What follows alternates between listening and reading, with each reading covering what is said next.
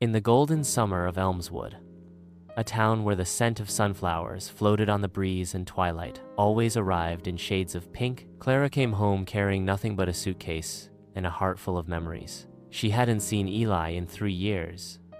The boy who used to wait for her under the willow tree. The boy who used to write her notes on the backs of diner receipts. The boy whose love had always been quiet, steady, and hers. But the moment she walked into the old diner, he wasn't alone. Across the counter sat June with laughter, like wind chimes, and eyes that held their own kind of poetry. She was brushing flour off Eli's cheek, and his smile, it wasn't the smile Clara remembered. It was softer, different, like it belonged to someone else now. That night, Clara wandered to the sunflower fields they used to call theirs.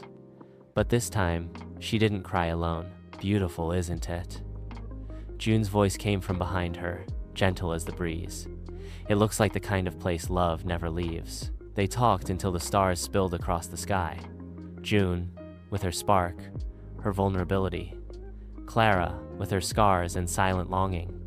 The strange thing was, they weren't rivals. They were reflections of 2 women who had loved the same heart in different ways. Meanwhile, Eli stood torn his feelings, a storm. Clara was his past, his first love, the girl who haunted every song he played on his guitar. But June was his present, the warmth he never saw coming, the one who made him feel like maybe he could be more. One evening, in the field lit by fireflies, the 3 of them finally met beneath the willow tree. "I loved you before I even knew what love was," Clara whispered, her hand on Eli's chest. "And I loved who I was becoming, because of you," June said softly, her voice trembling. Eli looked at both of them, eyes shining. "You've both owned pieces of my heart. But love doesn't always mean choosing it.